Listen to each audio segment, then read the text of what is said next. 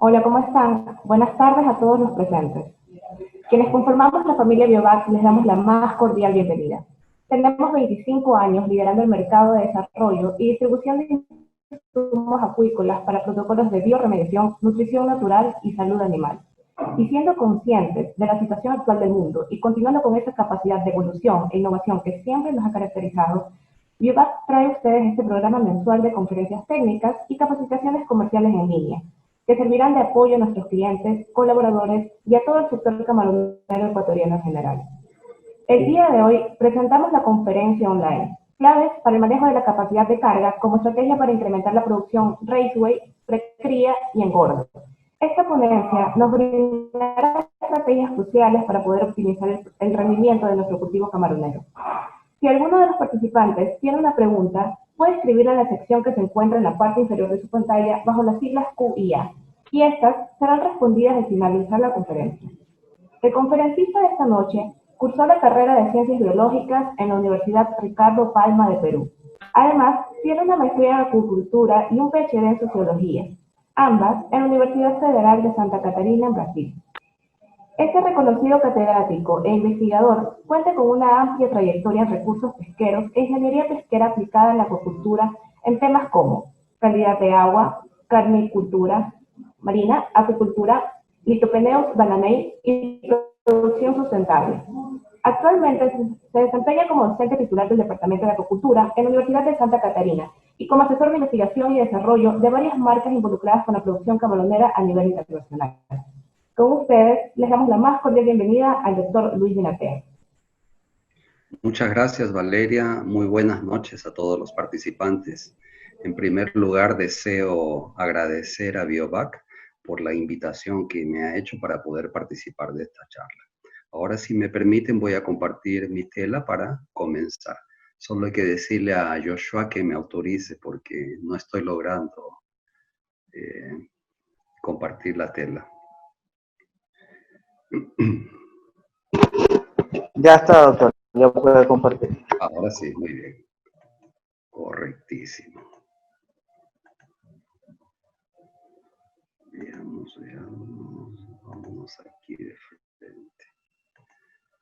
Muy bien, señores, en la charla de hoy día vamos a hablar sobre la forma de aumentar la capacidad de carga por medio del manejo de la calidad del agua en los cultivos de los camarones. Y vamos a pasar por las tres fases de producción, que serían los raceways, la precría y el engorde. Y siempre tratando de hacer un enfoque de las limitaciones que cada una de estas fases tiene, junto con los incentivos que podemos otorgarle a cada una de las fases para poder aumentar la productividad.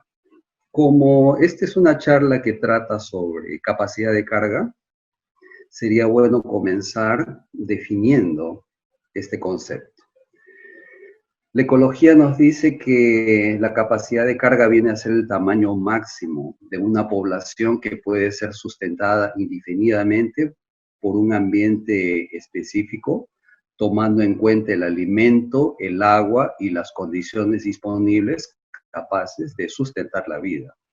Este es un gráfico que me gusta mostrarlo toda vez que abordo el tema de capacidad de carga. Aquí podemos observar el tamaño de la población a lo largo del tiempo. Al inicio, cuando no hay muchos organismos o estos no se han reproducido todavía o no han ganado peso, la capacidad de carga es bastante amplia, sobre espacio para que estos animales puedan expandirse como lo deseen. Pero a medida que va pasando el tiempo, miren, inicialmente hay una fase exponencial, pero después llega una fase estacionaria. ¿Por qué sucede esto? Porque hay una resistencia ambiental. Y esta resistencia ambiental está impuesta por las limitaciones propias del sistema. ¿Qué podríamos hacer para aumentar la capacidad de carga de los sistemas de cultivo? La respuesta sería inyectar incentivos. Entonces, es por medio de las limitaciones y de los incentivos que vamos a desarrollar esta charla. Vamos a comenzar entonces con la primera fase del cultivo de camarones llamado de restways. Estos restways generalmente consisten en tanques de 50 metros cúbicos con invernadero para poder mantener la temperatura. Los animales permanecen en estos tanques de cultivo de 10 a 20 días. Se siembra alrededor de 1 millón de poslarva 10 con una biomasa de 3 kilos por tanque.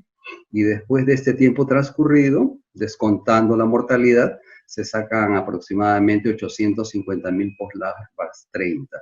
Pero fíjense cómo aumenta la biomasa. De 3 saltó para 66 kilos por tanque. Para poder mantener viva toda esta biomasa, se aplica aireación con blower y mangueras polidifusoras. Generalmente lo que se observa es un HP por cada 50 metros cúbicos. Claro que también pueden ser utilizados aireadores de paletas para poder mantener la turbulencia del agua y proporcionar oxígeno disuelto. Como limitaciones que restringen la capacidad de carga, podemos mencionar poco oxígeno disuelto, variación brusca de temperatura. Es por eso que a los que trabajan con restway no les gusta mucho hacer recambio de agua, por las diferencias de temperatura que van a tener. Otra limitación muy importante es la intoxicación con amonio y también las enfermedades bacterianas. Y estas dos las vamos a destacar en color rojo para poder enfatizar la importancia de lo que estamos hablando. El primer limitante radica en la toxicidad. El amonio es un compuesto tóxico y no puede ser mayor de que 0,1 miligramos por litro para el caso de los restways, donde estamos cultivando poslarvas. Para no meterse en problemas con este compuesto, se recomienda bajar la densidad, recambiar agua, que como les dije, ni siempre es posible. También podemos inocular diatomeas o usar bioremediadores. Y el segundo limitante, que son las enfermedades bacterianas, tenemos principalmente al vibrio. Para poder hacer frente a esta limitación es recomendable hacer uso de alimentos enriquecidos con ácidos orgánicos y también aplicar probióticos, también conocidos como biocontroladores. Comencemos con el amonio. El amonio es muy simple de ser determinado. Se utilizan estos reactivos, consiste en colocar gotitas del reactivo 1, gotitas del reactivo 2 en una muestra de agua que está hasta esta altura que tiene el tubito de ensayo.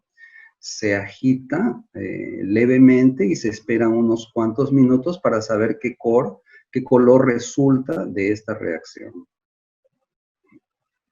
Es importante destacar que no hay que confundir amonio total con amonio no ionizado. El amonio ionizado es parte del amonio total. ¿Y de qué depende la concentración del amonio no ionizado, del amonio tóxico? Depende de la temperatura y depende del pH. Y estos kits de análisis de agua solamente nos dan lecturas de amonio total, tal como ustedes pueden ver aquí, NH3/NH4, eso significa amonio total.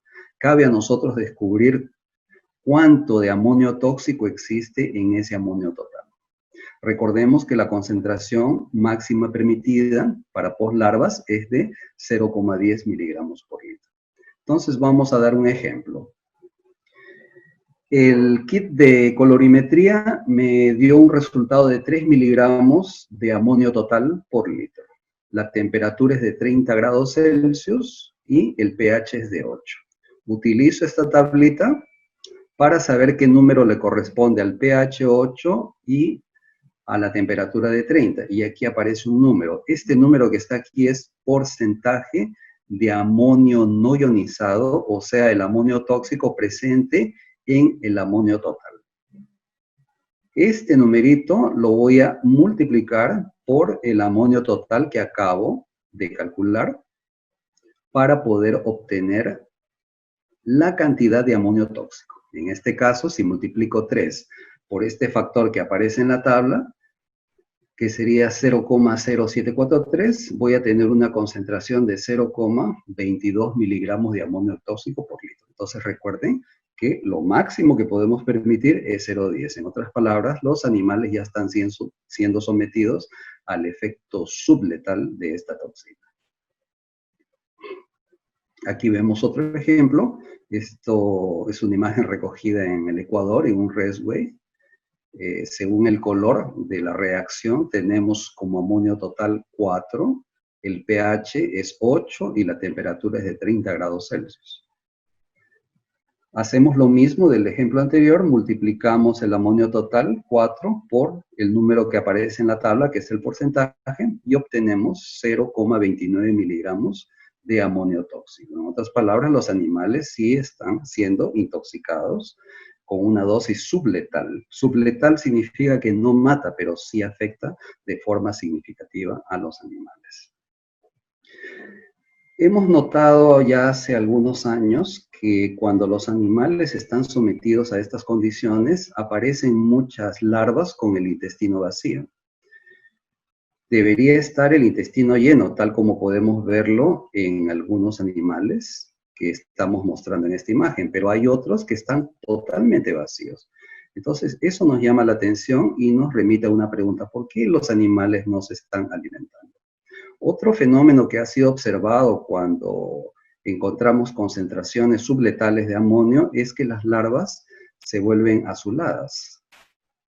Normalmente un camarón, cuando está estresado, presenta color rojizo, pero en este caso se ponen azules. Aquí podemos ver una imagen más cercana. Esto que están aquí son los cromatóforos. En vez de ser de color rojo, producido por la melanina, están de color azul, lógicamente producido por la hemocianina. Hay bastante producción de hemocianina porque el animal de alguna forma se está sintiendo amenazado y quiere defenderse. Aquí hay una aproximación hecha en microscopio.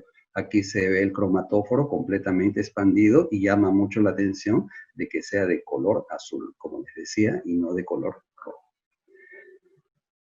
Motivados por esta observación, hicimos una investigación en el Ecuador con una alumna del doctorado de nuestra universidad. Mandamos a ella para que se quede un mes analizando los animales en una camaronera para poder correlacionar este fenómeno de las características de las postlarvas con los diferentes parámetros de calidad de agua que ustedes están viendo aquí. Lo que se hizo fue una correlación múltiple de Spearman. Y aquí se linkó el cromatóforo normal con el intestino lleno. Aquí tenemos larvas con cromatóforo normal, pero con el intestino vacío, que es uno de los fenómenos que habíamos observado. Aquí tenemos el cromatóforo azul, pero con el intestino lleno. Y por último tenemos las larvas de peor calidad, que tienen las dos cosas. Tienen el cromatóforo azul y el intestino vacío.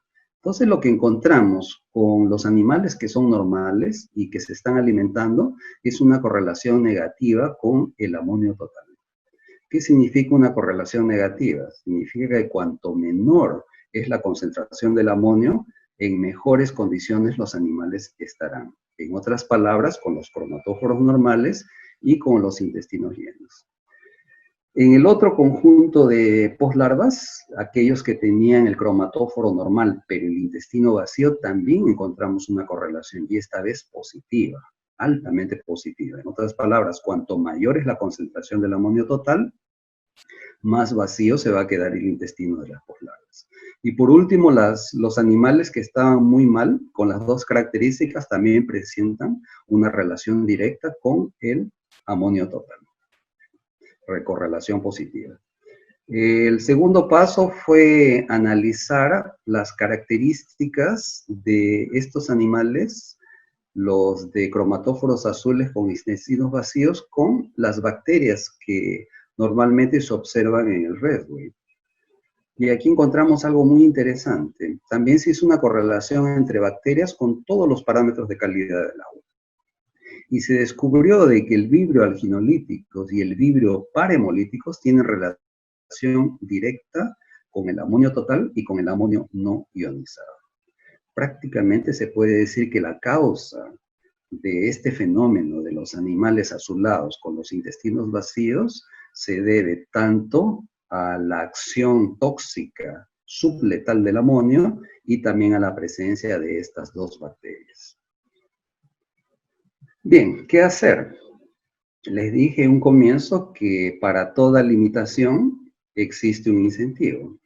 Entonces vamos a analizar ahora el problema desde el punto de vista de los incentivos. Dijimos que una limitación era poco oxígeno, por lo tanto un incentivo será suficiente oxígeno. Dijimos también de que cambios bruscos de temperatura son limitaciones, por lo tanto el incentivo sería no permitir una gran variación de temperatura. Y para el caso de los vidrios, deben ser controlados y el amonio debe ser manejado. ¿Es posible hacer eso? Es perfectamente posible. Es solo cuestión de ponerse a pensar un poco y actuar. Aquí les presento un trabajo que fue publicado el año 2004 aquí en el Brasil, en que se destaca el beneficio que tiene la aplicación de diatomeas para controlar vidrios a nivel de reseways en estanques con renovación cero de agua. Estos autores hicieron varios tratamientos, pero yo quiero destacar estos dos. Aquí hay un recambio cero de agua para evitar la oscilación térmica y los animales solo recibieron alimento balanceado, que está representado por esta línea que está con el recuadro de color rojo. Y también tenemos el tratamiento de los animales que no tuvieron recambio de agua, que recibieron alimento balanceado, pero también les fue ofrecida la diatomea navícula, la cual está representada por este recuadro de color verde. Entonces nosotros podemos ver claramente el efecto positivo que tuvo la presencia de navícula a nivel de peso final. Miren, hay diferencia significativa porque las letras son diferentes, estadísticamente esto es diferente. La biomasa final también fue mayor en el tratamiento con presencia de navícula. La ganancia de peso, la misma cosa, la ganancia de biomasa también. La tasa de crecimiento específico en porcentaje por día también fue significativamente mayor en presencia de navícula. Y lo más interesante es que el factor de conversión alimenticia fue significativamente menor en la presencia de navícula. Esto ya es un indicativo de que las poslarvas de alguna forma están aprovechando la navícula como alimento. Aquí les presento otro trabajo sobre el efecto de la suplementación de reseways con diatomeas para el cultivo heterotrófico de Lithopenes guanamei. Este trabajo fue publicado en el año 2012, también aquí en el Brasil.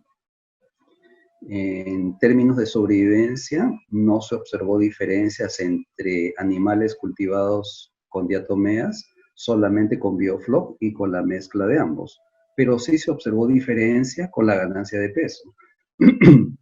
Aquel cultivo heterotrófico que recibió la suplementación con diatomeas presentaron una ganancia de peso significativamente superior a aquel tratamiento que solamente tenía el beneficio del biofloc y también en relación a la mezcla de ambos. Y cuando hablamos del factor de conversión alimenticia, otra vez se observa el fenómeno de una disminución del factor de conversión con la presencia de diatomeas. Esto ya prácticamente nos está diciendo de que hay un beneficio directo en aplicar diatomeas en la fase de reseways. Para evitar las limitaciones impuestas por el amonio, nosotros pensamos que la actual tecnología de reseways debería transformarse en bioflocs, usar masivamente diatomeas o bacterias heterotróficas.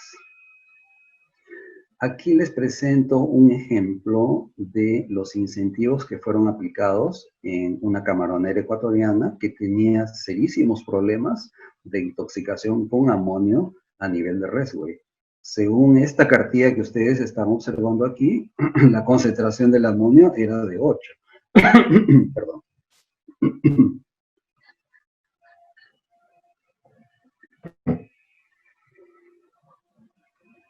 Se procedía entonces a inocular un caldo bacteriano de bacterias heterotróficas y también a colocar melaza como fuente de carbono para que estas bacterias trabajaran.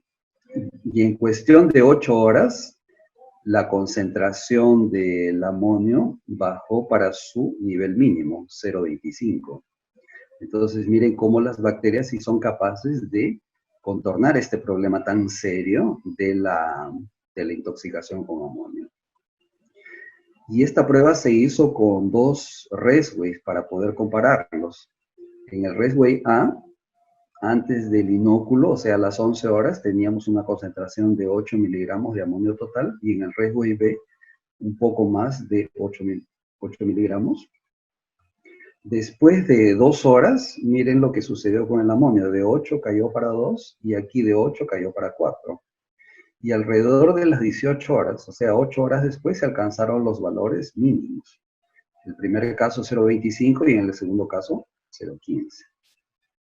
Al día siguiente se hizo lo siguiente. En vez de colocar las bacterias, solo se colocó la melaza. Después de unas horas, no hubo caída del amonio, ni en el Resway A ni en el Resway B. En otras palabras, no basta aplicar apenas la melaza, tiene que haber bacterias.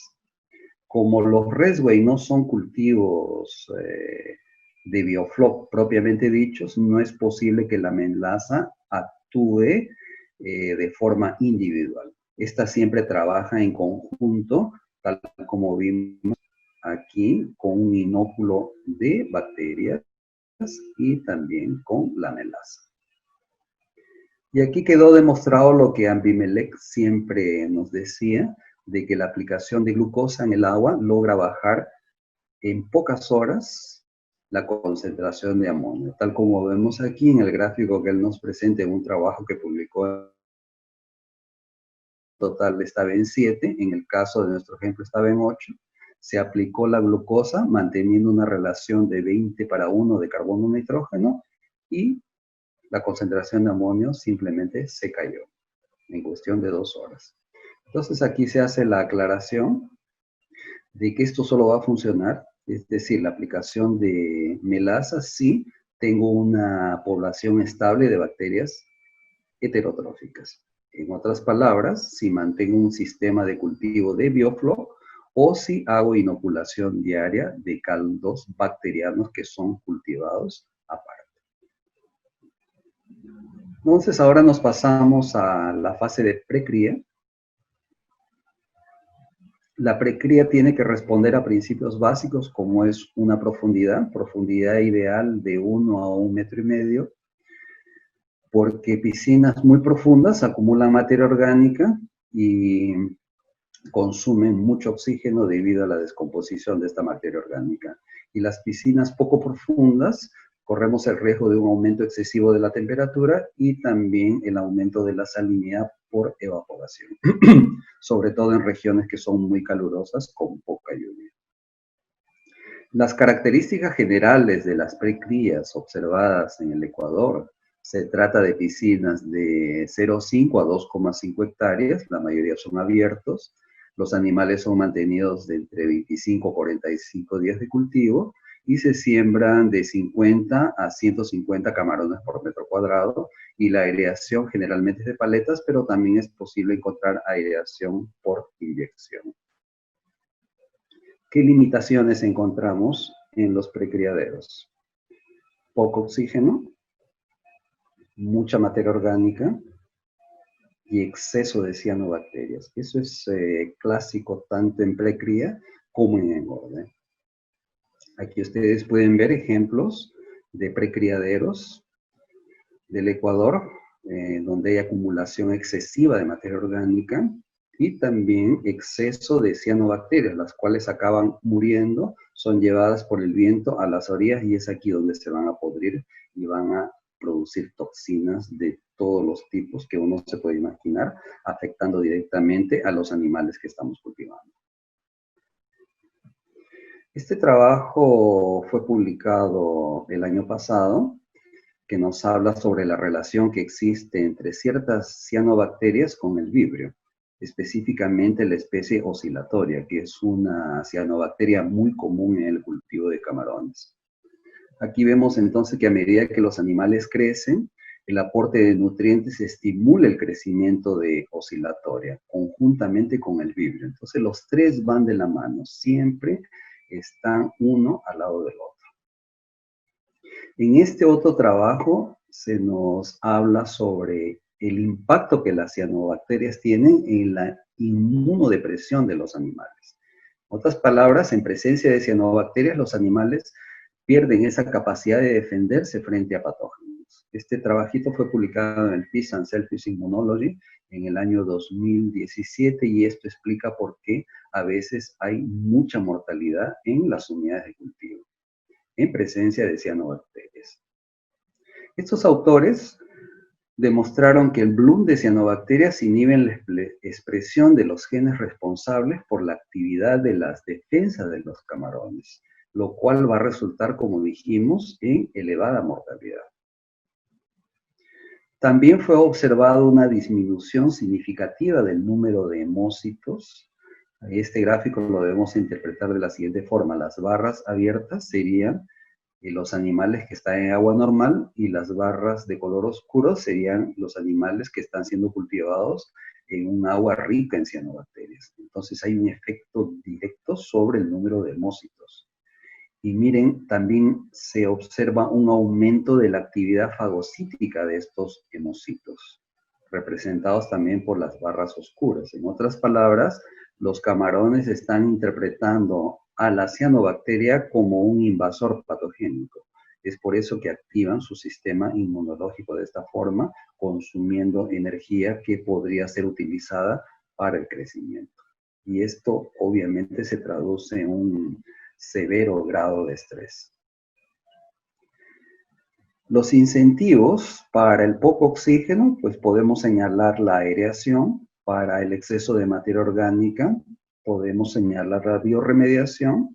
Y para el exceso de cianobacterias, habría que pensar en minimizar la población de estas cianobacterias y también manejar la relación de nutrientes. En este caso, nitrógeno con fósforo, como ya lo hemos repetido varias veces, hay que mantener la relación de 20:1 para favorecer el crecimiento de las diatomeas. La aireación es importante, siempre hay que mantenerla por encima del 50% de la saturación. Durante el día generalmente no hay problema por la presencia de fitoplancton. El fitoplancton, gracias a la fotosíntesis, nos va a apoyar con la producción de oxígeno. El problema está en la noche. En la noche el fitoplancton también respira y todos los organismos que están dentro del agua también están respirando. Por eso es que el oxígeno cae. Pero con un buen cálculo de aireación podemos mantener esa saturación a un mínimo de 50%, lo cual nos garantiza una buena productividad, tal como vamos a ver en este gráfico.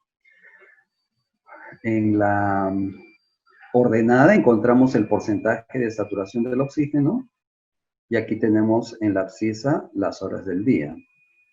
Durante el día, gracias a la fotosíntesis, como les mencioné, habrá producción de oxígeno fotosintético. Y en la noche, debido a la respiración, este oxígeno caerá. Aquí tenemos el 100% de la saturación, que es lo que aparece, el número que aparece en las tablas, en función de la temperatura y de la salinidad. Cuando el oxígeno está por encima del 100%, esto se debe a la fotosíntesis. Y cuando está por debajo del 100%, esto se debe a la respiración. Dijimos que es interesante mantener una saturación mínima del 50%, porque por encima del 50% vamos a observar mayor crecimiento de los animales, un menor factor de conversión alimenticia y menos enfermedades. Y por debajo de este 50%, lo que se constata es menos crecimiento, un mayor factor de conversión alimenticia y mayor ataque de enfermedades oportunistas, serían los patógenos. Por fin llegamos al engorde. Lo que dijimos en precriaderos vale también para engorde. La profundidad ideal es de 1 a 1,5 metros. Las piscinas muy profundas acumulan materia orgánica y desgastan por completo el oxígeno. y las piscinas poco profundas, corremos el riesgo del aumento de la temperatura y de la salinidad por la evaporación. Las características observadas en el Ecuador son piscinas de 1 a 10 hectáreas, todas abiertas. Se practican alrededor de 100 días de cultivo y se acostumbra a sembrar de 10 a 30 camarones por metro cuadrado, cosechando entre 2.000 a 4.000 kilos por hectárea. La mayoría no utiliza aireación. Las limitaciones, por lo tanto, es el poco oxígeno, el exceso de materia orgánica y el exceso de cianobacterias. La misma cosa que los precriaderos. Para poder resolver estas limitaciones tendríamos que inyectar insecticos. Últimamente Ecuador está dando un paso para la tecnificación, para poder intensificar más su cultivo y poder hacer frente a los precios bajos de la libra en el mercado. Es por esto que se está invirtiendo pesado en aireación. El caso del limitante de materia orgánica, cada vez están siendo más utilizados los biorremediadores porque se ha demostrado que son altamente eficientes, funcionan para resolver este problema de materia orgánica. El exceso de cianobacterias, pues tenemos que aplicar una serie de estrategias de manejo de nutrientes, sobre todo del nitrógeno y fósforo, para poder darle preferencia a las diatomeas. Existen otras formas de bajar el factor de conversión alimenticia. Lo más común es disminuir densidades y usar alimentos con menos proteína para valernos del alimento natural. Otra forma, para aquellos que no quieren disminuir densidades, es usar alimentos balanceados de alta digestibilidad, preferencialmente con la ayuda de alimentadores automáticos. Aquí vemos una imagen de alimentadores automáticos. Y según el doctor Carlos Chin, cuando uno practica un boleo manual, logra distribuir 100 kilos en 1 hora, pero esto resulta en un factor de conversión de 1,8. Ya si utilizamos alimentadores automáticos, estos 100 kilogramos los logramos distribuir en 12 horas de forma más homogénea, lo cual resulta en un factor de conversión de 1,5. Aquí ya tenemos una ganancia muy importante. El doctor Carlos Chin también recomienda observar muy bien las profundidades donde van a ser instalados los alimentadores automáticos, porque se ha observado de que 40% de los animales prefieren comer a 80 centímetros de profundidad y el 60% hasta 120 centímetros. Pero cuando nos pasamos de esa profundidad, los animales simplemente no se alimentan. Y uno se pregunta, pero caramba, ¿por qué no quieren alimentarse? La respuesta es muy simple, no hay oxígeno a esa profundidad. Es muy difícil que haya oxígeno. El doctor Carlos Chin también recomienda, para sacarle el máximo provecho a los alimentadores automáticos, es tratar de mantener una concentración mayor igual a 4 miligramos por litro. El uso de alimentadores automáticos es bastante recomendable, pero también hay que saber usarlos. No es tan fácil como uno piensa. En realidad sí es fácil, pero no hay que ser negligentes con ciertos principios. Nuevamente, según el doctor Carlos Chin, gran amigo mío, me mandó una serie de datos que lo transformé en un gráfico. Aquí en el centro vemos al alimentador automático, y esto que está destacado con la línea de color amarillo vendría a ser el radio de lanzamiento del concentrado alimenticio. Entonces aquí vamos a poner 15 metros, que es la mayoría de lo que se observa. Entonces, entre el límite de un radio con el radio de otro alimentador automático tiene que haber una distancia de por lo menos 10 metros. Y entre cada aparato debe haber una distancia de por lo menos 40 metros. Y aquí aparece una zona crítica. Esta zona crítica es el lugar donde los animales acuden para alimentarse. Y es importante que haya oxígeno. Es por eso que los aireadores tienen que estar cerca, pero no tan cerca. Aquí tenemos que respetar una distancia de 15 metros, para el caso de aireadores que no tienen hidrófono. Y si tienen hidrófono hay que respetar una distancia de por lo menos 90 metros para que el hidrófono no malinterprete el ruido del aireador. Cuando tenemos, perdón, a alimentadores con hidrófono, a eso me refería. Bien, ahora sí vamos a analizar el tema del alimento natural. Si logramos promover que el alimento natural sea constante en la unidad de cultivo y aprovechado por los animales, entonces podemos bajar costos y también podemos bajar el factor de conversión alimenticia. Aquí vemos un gráfico de lo que sería el medio de vida del camarón.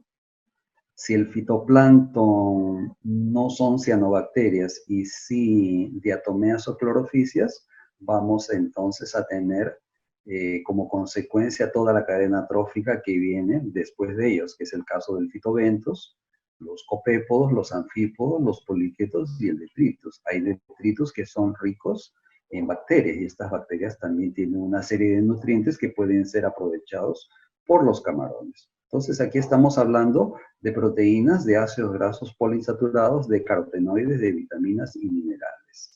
Con la presencia de estos nutrientes podemos esperar un crecimiento más rápido de nuestros animales y lo que es mejor, con un consumo menor de alimento balanceado. Aquí les presento algunos ejemplos de los organismos que estamos hablando. Aquí tenemos diatomeas bentónicas, aquí están los copépodos, estos son los anfípodos, que son microcrustáceos ricos en proteínas, y claro, también tenemos los poliquetos, los camarones, como son animales de fondo, bentónicos, les gusta siempre estar excavando el fondo, y cuando encuentran un poliqueto, pues hacen toda una fiesta, porque se dan un tremendo banquete. El poliqueto, si usted le da a escoger al camarón un pellet o un poliqueto, lógicamente él va a ir al poliqueto, porque es lo que ha comido durante toda su evolución, ya que estamos hablando de millones de años de evolución. Este trabajo, que fue publicado en la revista israelí de acuicultura, me pareció muy interesante porque se hace una comparación entre el impacto de la presencia y la ausencia del alimento vivo en el cultivo de camarones a nivel de engorde. Aquí tenemos entonces el contenido estomacal y los parámetros productivos sin el alimento natural con alimento natural y sin alimento natural. Entonces, aquí se ve claramente que el alimento balanceado es prácticamente la mitad cuando tenemos la presencia del alimento natural en relación a aquel que tiene una ausencia. Y miren, las diatomeas están en una proporción bien alta, 86%, comparado con aquel que no ha sido manejado el alimento natural. Tenemos también otros alimentos, como es el caso de los crustáceos. Hay una diferencia significativa de 53 para 27. En el caso de los poliquetos, de 26 para 8. Y en el caso de los rectíferos, de 48 para 15. ¿Y cómo responde el camarón cuando se incentiva la producción de alimento natural? Aquí queda clarísimo. Cuando hay alimento natural, el factor de conversión observado en ese experimento fue de 1,8. Pero cuando falta el alimento natural es de 2,2. La ganancia de peso tiene diferencia significativa. En el primer caso, 26,8 versus 21,7. Y la biomasa final también fue significativa a nivel estadístico. 362 gramos por metro cuadrado versus 284. Como les decía, manteniendo una relación de nitrógeno-fósforo de 20 para 1, podemos favorecer el crecimiento de las diatomeas. Y estas diatomeas serán responsables por mantener una buena calidad del agua y también por bajar el factor de conversión alimenticia de los animales y defenderlos del vibrio, tal como vimos en los trabajos que les presenté anteriormente. Cuando la relación es menor de 20 para 1, el agua va a quedar poblada por cianobacterias y por dinoflagelados. Los dinoflagelados, como sabemos, son microorganismos que excretan toxinas y son responsables por la llamada marea roja. Y las cianobacterias, algunas de ellas son muy tóxicas y otras, la mayoría, producen geosmina. La geosmina es una sustancia que hace con que el animal cambie de sabor. En el caso de los peces, los animales salen con un sabor a barro, y en el caso de los camarones en agua salada salen con sabor y olor a choclo, lo cual hace que el comprador rechace el producto. Cuando tenemos exceso de nitrógeno, de 30:1, tal como sucede en las regiones donde se deposita la materia orgánica, las cianobacterias se vuelven capaces de fijar el nitrógeno atmosférico. Por eso que van a formar estas natas que frecuentemente observamos en las orillas, donde sopla el viento, donde hay un depósito de materia orgánica y por lo tanto un exceso de nitrógeno. Entonces estos microorganismos se sienten en confianza como para subir a la superficie para poder fijar nitrógeno atmosférico. Las diatomeas bentónicas ha sido demostrado que tienen la capacidad de inhibir víbrios. Este es un trabajo publicado en el Algal Research el año 2017. Un trabajo bastante pertinente. Aquí se comparó el impacto que tiene la inoculación de diatomeas bentónicas con las poblaciones de vibrio ardei.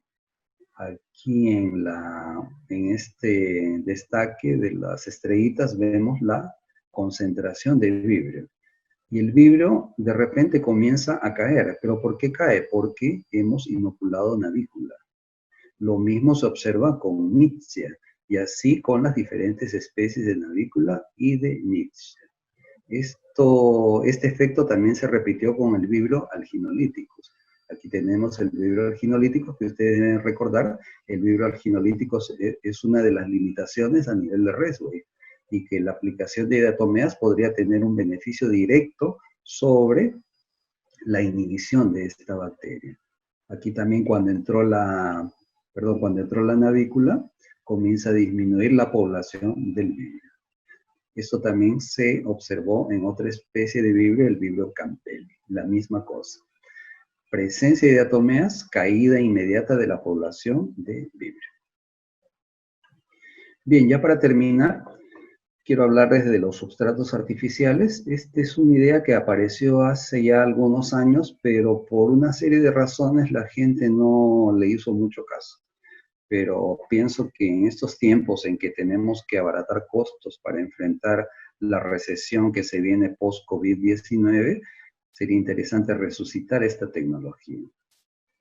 En un trabajo que publicamos ya hace bastante tiempo atrás con un alumno de maestría, logramos determinar que la presencia de sustratos artificiales logra bajar el factor de conversión de 1,5 para 0,9. Y es bueno aclarar de que esto funciona mejor en piscinas pequeñas, o sea, menores de 1 hectárea. No es posible colocar en piscinas grandes, tal como vemos en la foto que mi alumno hizo en aquella época.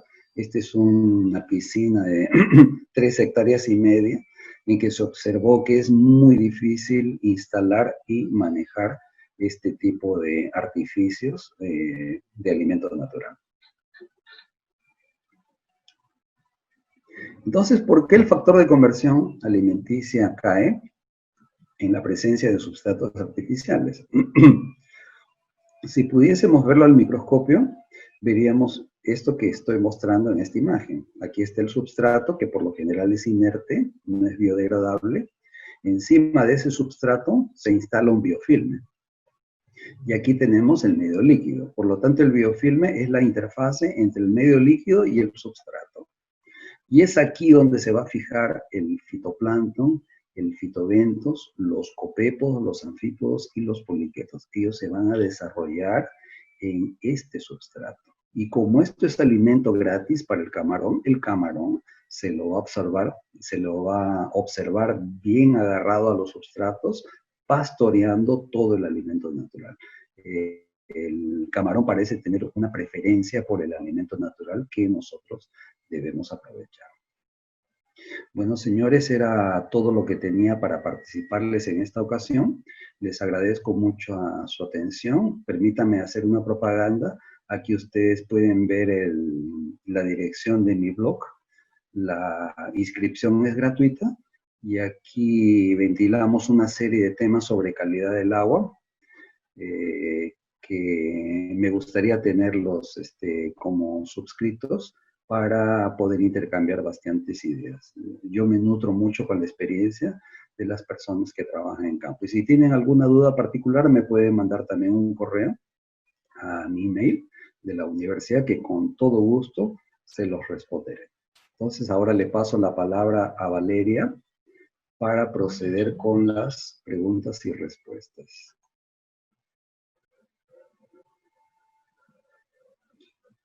Valeria. Sí, ¿cómo está, doctor? Muchísimas gracias por esta excelente exposición. Ahora vamos a contestar las preguntas realizadas por todos nuestros participantes. La primera pregunta dice lo siguiente.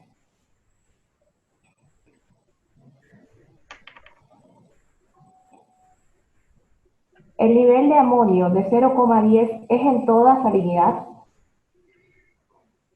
Sí, en cualquier salinidad, no hay problema. Efectivamente, se comporta así. Ok, perfecto. Vamos a la pregunta número 2. Mencionó que las larvas azuladas en los raceways van de la mano con la calidad de agua, pero la mayoría de veces se presentan en larvas de 100 por gramo y hasta 10 por gramo en raceway. ¿Qué se puede hacer para evitar ese problema en las larvas de camarón? Como dijimos, habría que, lo primero, si es posible, hacer una renovación de agua para eliminar el amonio, que ni siempre será posible debido a la diferencia de temperatura. Es por eso que muchos están bajando las densidades y también algunos ya han abandonado la tecnología de los raceway simplemente porque no logran resolver el problema del amonio. Y la solución, como vimos, es factible, perfectamente factible, y es una pena que se haya abandonado esa fase del cultivo, porque con esto se acorta bastante el tiempo de espera y se observa con mejor detalle la calidad de las larvas.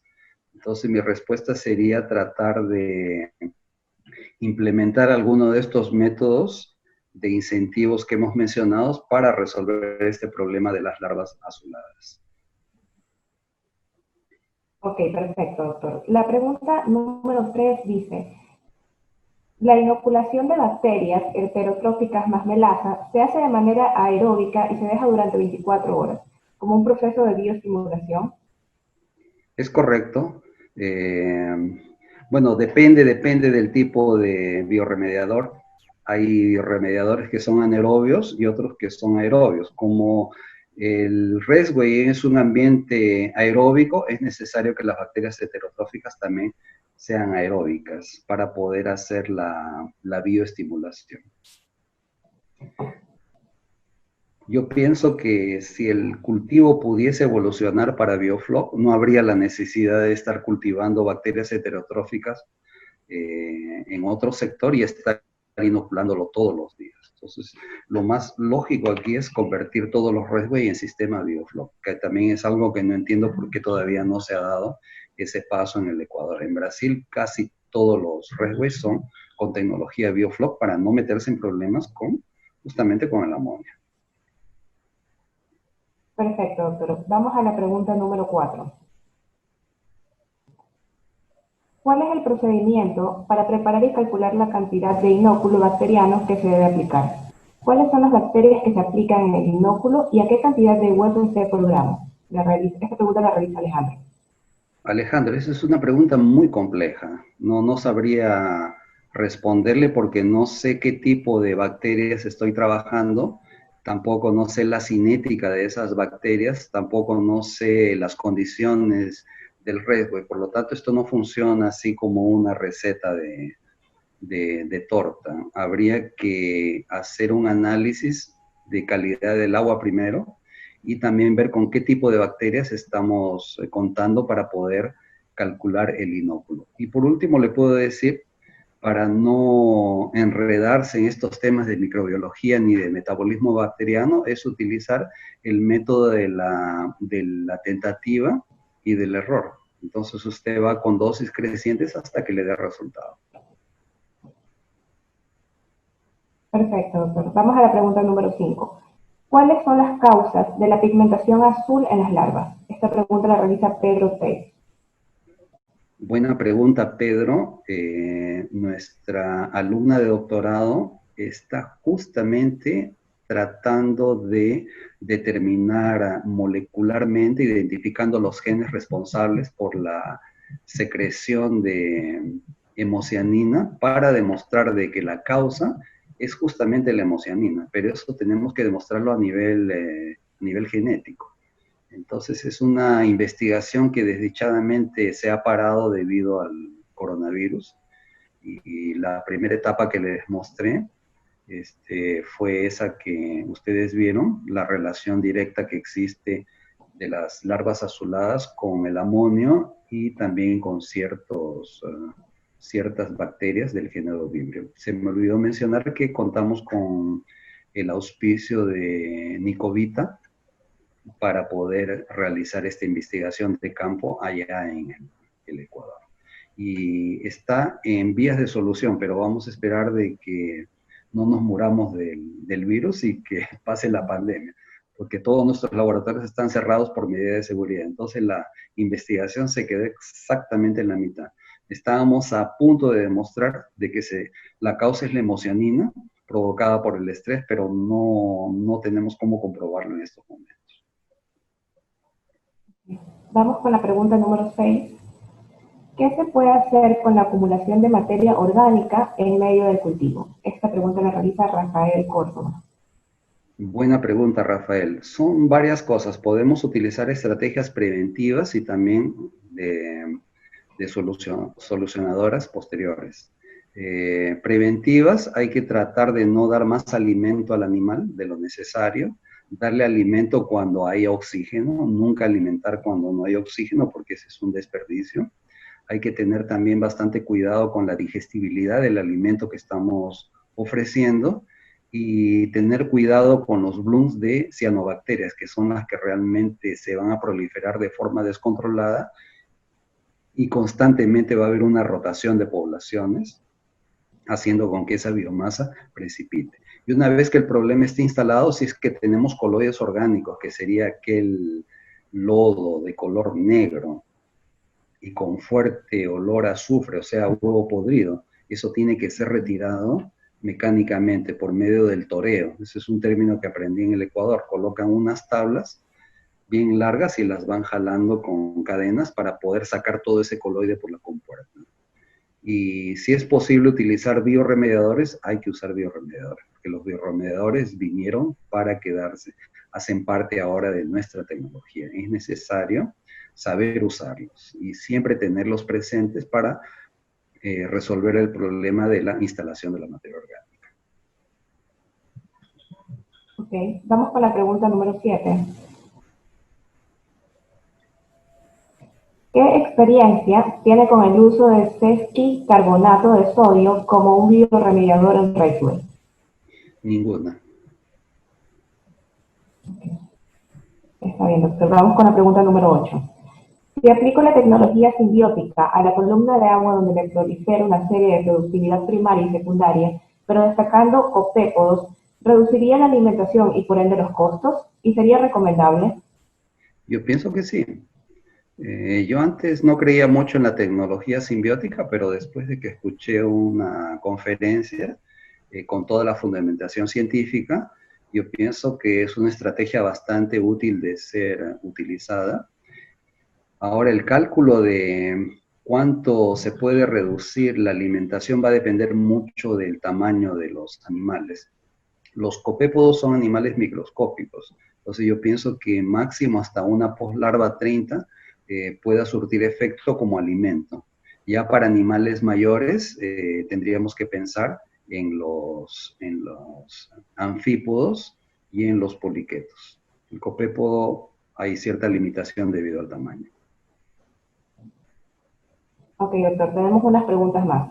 ¿Qué ácidos orgánicos me recomiendan?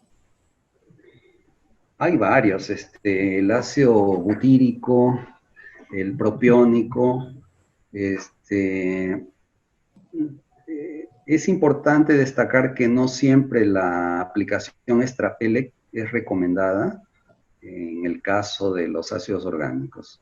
Mi opinión particular es adquirir un alimento enriquecido con ácidos orgánicos para no tener desperdicio y también para no tener déficit, porque si lo colocamos extra pellet, estos ácidos orgánicos simplemente van a desaparecer en el agua, entonces no van a hacer el efecto que estamos esperando. Es necesario que el animal ingiera ingiera ese ácido orgánico. Y si estamos hablando de alimentadores automáticos, peor todavía, porque para poder incorporar ácidos orgánicos extrapeles hay que humedecer el alimento. Cuando colocamos ese alimento húmedo en el alimentador automático, entonces eso se hace una pelmaza que acaba destruyendo el aparato y nocauteando por completo todo nuestro sistema de alimentación.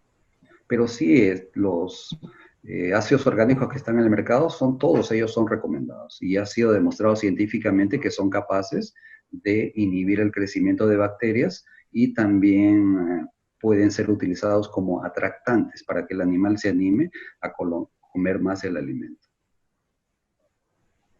Perfecto, doctor. Tenemos una pregunta por parte de Raúl Blasio. Nos dice, en nuestro campo nos cuesta mucho bajar los niveles de nitrito. Tenemos una salinidad de 0.3 y de densidades de 100 animales por metro. También contamos con shrimp toilets y aun haciendo recambios fuertes de agua se nos dificulta bajar esos niveles. ¿Qué nos puede recomendar? Aplicación de sal. La sal es un antagónico del nitrito. Sería bueno que hagan un levantamiento del perfil de bacterias que ustedes tienen. Si la carga bacteriana heterotrófica es suficientemente significativa, ustedes pueden bajar el nitrito colocando melaza. La melaza va a incentivar el crecimiento de las bacterias heterotróficas y va a inhibir el crecimiento de las bacterias nitrificantes. Ustedes están con problema de nitrito porque tienen nitrificación dentro del sistema. Tenemos primero la acción de las bacterias nitrosomonas que transforman el amonio en nitrito y el nitrito se va acumulando cuando hay exceso de nitrato. Como el nitrato se produce en grandes cantidades, el propio nitrato inhibe la acción del nitrobacter, que es la segunda bacteria, y eso hace con que se acumule el nitrito. Entonces, repitiendo, pueden aplicar sal, la sal es antagónica del nitrito, o pueden aplicar melaza, siempre y cuando tengan suficientes bacterias heterotróficas para hacer el trabajo de inhibir a las bacterias nitrificantes. Otra pregunta. ¿Es igual de esencial el balance iónico en camaroneras a baja salinidad que aquellas con salinidad mayores? ¿Y cómo se puede manejar esto de mejor manera? Si la salinidad es menor de 10 partes por mil, es interesante pensar en balance iónico. Y los valores que circulan, que todos conocemos, esos de todas maneras tienen que ser aplicados. Cuando estamos cultivando poslarvas, es más importante tener cuidado con el potasio. Y cuando estamos a nivel de juveniles y de engorde, es importante cuidar bastante la relación del magnesio. Entonces, yo pienso pero es importante también destacar que no preocuparse en salinidades superiores a 10 partes por mil, que por lo general en esas condiciones existen bastantes iones disponibles y también tenemos alcalinidad suficiente para el metabolismo correcto del animal. Okay. Nos preguntan también si hay alguna recomendación para combatir dinoflagelados en agua con salinidad de 0,4. ¿Recomienda usted usar sulfato de cobre? No aplique sulfato de cobre, porque si usted tiene dinoflagelados y esos dinoflagelados producen toxinas, usted va a provocar una marea roja. Para matar dinoflagelado sería bueno utilizar el bicarbonato de sodio peroxihidratado, que vendría a ser el percarbonato de sodio. Tampoco usar agua oxigenada, porque el agua oxigenada puede matar a las células, va a haber lisis celular y se van a liberar las toxinas. Eso como forma de remediar el problema. Pero si queremos prevenir, los dinoflagelados se inhiben eficientemente si mantenemos una relación de nitrógeno-fósforo de 20:1, tal como lo mencionamos en esta charla. Pero hay que tener mucho cuidado con los dinoflagelados porque realmente son peligrosos por las toxinas que producen. Ok, doctor. Tenemos otra pregunta por parte de Vicky Barra. ¿Cómo se encuentran los sustratos artificiales? ¿Cómo se estructuran los sustratos artificiales? Es muy simple, se utiliza cualquier tejido, por ejemplo, las sacas de los balanceados, se los coloca en una cuerda como quien tiende ropa y se los corta para que formen una especie de dedos, para que no interfiera con la circulación del agua. Y estos sustratos deben cubrir 10%, deben ser calculados en función del 10% del área total. Por ejemplo, si yo tengo 1 hectárea, entonces 1000 metros cuadrados tendrían que ser de sustratos artificiales. Más que eso ya se ha demostrado de que es solamente pérdida de tiempo. El 10% ya hace su trabajo. Y como el substrato tiene 2 caras, en realidad solo vamos a tener que colocar 5%. Porque como hay 2 caras, entonces sumando las 2 caras ya nos va a dar el 10%. Pero cualquier cosa que sea sólida y que sea resistente a la corrosión y al agua salada va a funcionar como sustrato artificial. Okay. Otra pregunta por parte de Mario Reyes. ¿Cómo se puede mantener el bloom de las diatomeas durante la época fría? Igual con un buen balance de nitrógeno-fósforo, y hay que hacer siempre chequeos semanales. No tratar de ver los números y sí los gráficos. Los gráficos son muy importantes porque eso nos permite visualizar la evolución de las poblaciones. Cuando uno mantiene una relación de nitrógeno-fósforo de 20:1, no estamos diciendo que con eso nos vamos a librar para siempre de los dinoflagelados y de las cianobacterias. Lo que estamos diciendo es que le vamos a dar preferencia a las diatomeas, y las diatomeas van a mantener una población bastante estable, y algunas veces va a ser superior a las poblaciones de cianobacterias, pero siempre van a estar presentes, solo que minimizadas. Ok. Tenemos una pregunta por parte de José Félix. ¿Qué cantidad lineal de sustratos artificiales recomienda por hectárea según las densidades? Dos cosas, no deben ser instalados en piscinas mayores de 1 hectárea, y como les decía, en un máximo del 10% de la superficie. Okay. ¿Cuál es la relación nitrógeno-fósforo para el desarrollo de diatomeas? Esta pregunta la realiza Marco Neira. 20:1. Cuando hablamos de nitrógeno estamos refiriéndonos a la serie nitrogenada. En otras palabras, tenemos que sumar la cantidad de amonio, nitrito y de nitrato presente en el agua. Y el fósforo está representado por el ion fosfato. Tenemos que conocer la concentración del fosfato. Sumamos los 3 nitrógenos y lo dividimos entre la concentración del fósforo, y eso nos va a dar la relación. Y vamos a saber si está por debajo o por encima de 20:1. Ok. Nos pregunta Joaquín, ¿qué porcentaje de alimento natural versus el alimento balanceado recomienda para los camarones en cultivo? Quien va a hacer esa recomendación va a ser el propio camarón. No hay forma de decirlo. En sistemas extensivos, el 100% es alimento natural. En semiintensivos de baja densidad, pues, por decir un número, digamos la mitad, 50%, y el resto sería alimento, pero cada caso es un caso. O sea, no vamos, alimento natural no es un organismo, son varios organismos, y estos organismos responden a una dinámica de población.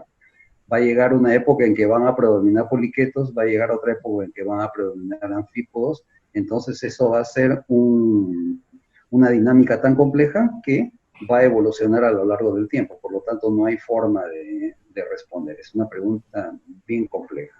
Habría que utilizar dinámica de poblaciones tal vez para poder encontrar una respuesta.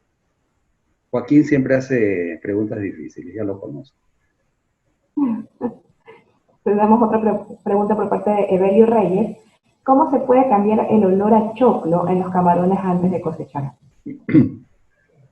Mire, con el caso del camarón no tengo mucha experiencia, pero con peces sí. Una vez que el animal está cosechado con off-flavor, aquí lo que se recomienda es cocinarlo con un extracto de coco. También es posible marinarlo con aguardiente, y con eso se logra disminuir bastante el sabor del off-flavor. Como el sabor a choclo también es un off-flavor producido por geosmina, yo pienso que también puede dar resultado hacer un tratamiento con leche de coco y también con aguardiente. Ok, doctor. Otra pregunta por parte de Ronald Ulloa. ¿Qué opina del uso de melaza para fermentar probióticos? ¿Y cuál es su uso en pH menores a 5? Melaza. Bueno, la melaza es una fuente de carbono. Sí, se puede utilizar como para fermentar, para, y pHs tienen que ser, en procesos fermentativos tienen que ser inferiores a 4, si no, no va a dar resultado.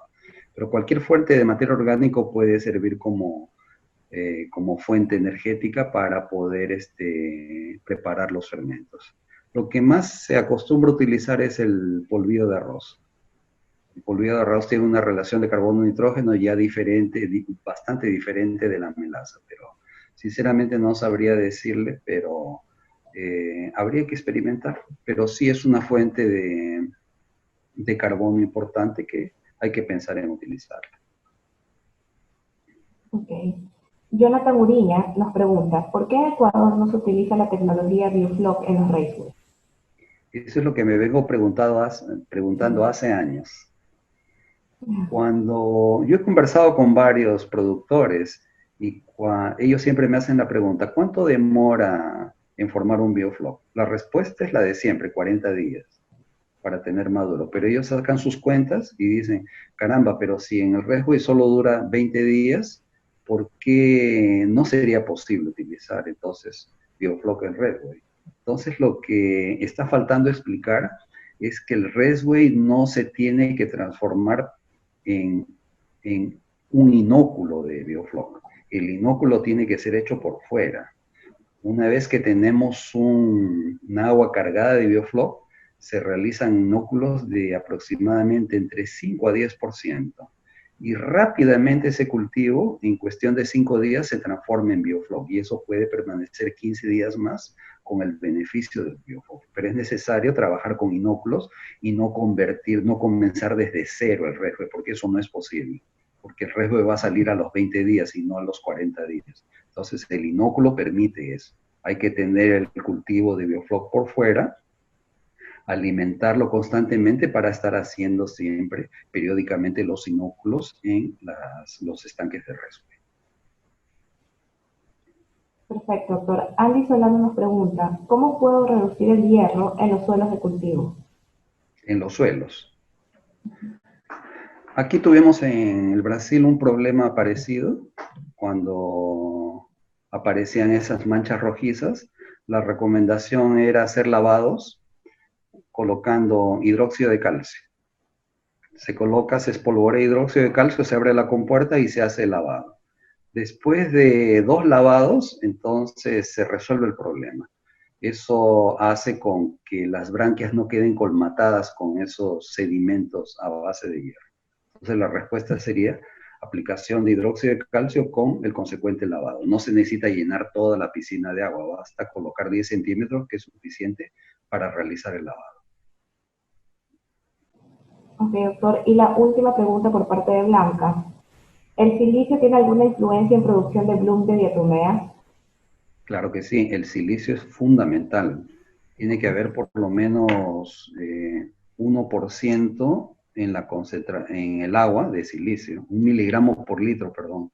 Eso es lo que tiene que haber de silicio, como óxido de silicio, ¿no? Que sería el SiO2. Si no hay silicio, no tenemos cómo producir diatomeas. Es importante. No basta el nitrógeno, no basta el fósforo. Para el caso de las diatomeas, debido a que tienen su pared celular rica en silicio, tiene que haber ese nutriente. Si no, no sería posible hacer esa producción. Por lo tanto, cuando se piensa en un programa de fertilización, tenemos que ver la concentración de silicio y también descubrir si ese silicio que está en el agua es biodisponible o no, porque hay silicios que no están biodisponibles. Entonces se tiene que pensar en una fertilización específica a base de silicatos, que son solubles. Listo, doctor. Muchísimas gracias. Tenemos algunas preguntas más y estas van a ser contestadas vía correo. Con esto, nosotros ya damos por culminado este evento y los invitamos a seguirnos en nuestras redes sociales, Facebook, Instagram, LinkedIn, Twitter y YouTube, para mantenerse informados sobre futuros eventos como este. Además, los invitamos a todos los asistentes a llenar una pequeña encuesta que nos ayudará a poder ofrecerles una mejor experiencia con respecto a estos webinars. Una vez llenada dicha encuesta, se enviará el certificado de asistencia al correo registrado. De parte de la familia Biovac, queremos agradecer su participación y asistencia y deseamos a todos ustedes mucha salud y que tengan una excelente noche. Doctor, muchísimas gracias por su conferencia. Le paso la palabra para que se despida de nuestros asistentes. Muchas gracias, Valeria. Nuevamente deseo agradecer a Biovac por la gentileza de la invitación y les deseo mucha suerte en esta nueva etapa que nos ha tocado vivir. Ya saben, estamos a disposición, tienen mi correo, también tienen la dirección de mi blog. Si desean entretenerse los fines de semana, basta entrar al blog y ahí se pueden divertir con bastantes temas sobre calidad del agua. Muchas gracias. Muchas gracias a todos.